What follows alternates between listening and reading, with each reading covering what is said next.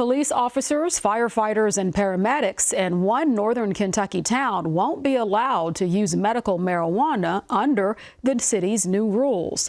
Wilder, Kentucky in Campbell County is part of the northern Kentucky metropolitan area along the Ohio River. The Wilder City Council voted this week to prohibit public safety and health workers from using medical cannabis.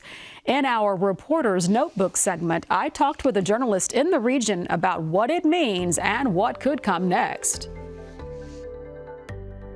Yeah, so Renee, on Monday, the city of Wilder, they essentially passed a resolution that would bar people who work in health and safety positions at the city from being able to consume medical cannabis, do anything really with medical cannabis. Now, a health and safety worker is defined, at least by the city, as someone who is a police officer, a firefighter, or a paramedic. It does not include administrative positions. It doesn't include anybody who might work in the city's recreation or public works department. So it's really just those kind of positions that have really critical, time-sensitive types of roles that people rely on. They decided to go ahead and ban those. Obviously, a lot of other cities might start to take this type of position, but as far as I know, Wilder is the first one in northern Kentucky, at least that I've covered, that has this type of law. Right. And so are these professionals that you've mentioned, they're already subjected to drug testing, right? Is that one of the rationales for why they would not be able to consume medical cannabis?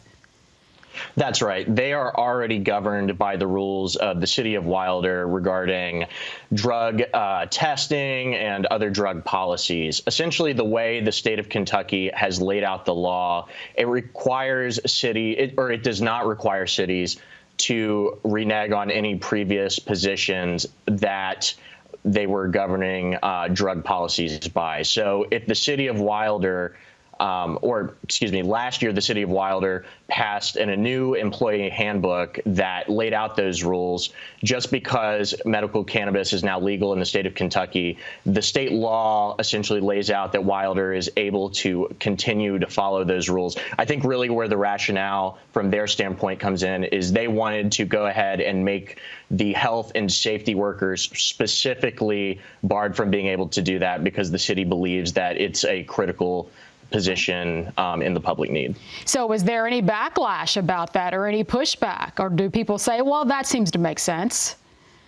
As far as I know, people say that it seems to make sense. I don't think there was really any public objections at the meeting toward this law. Now, I haven't really seen anything on social media to indicate that people are upset over this ruling. I would imagine a lot of other northern Kentucky cities would probably start to roll out similar types of laws. But as far as I know, no, there hasn't been any public backlash. And speaking of those cities, as you had reported earlier this week, Wilder is one of the 10 northern Kentucky cities that voted during the November 5th election to allow medical cannabis operations within city limits. So to your point, do you expect other cities nearby in northern Kentucky to follow Wilder's suit here?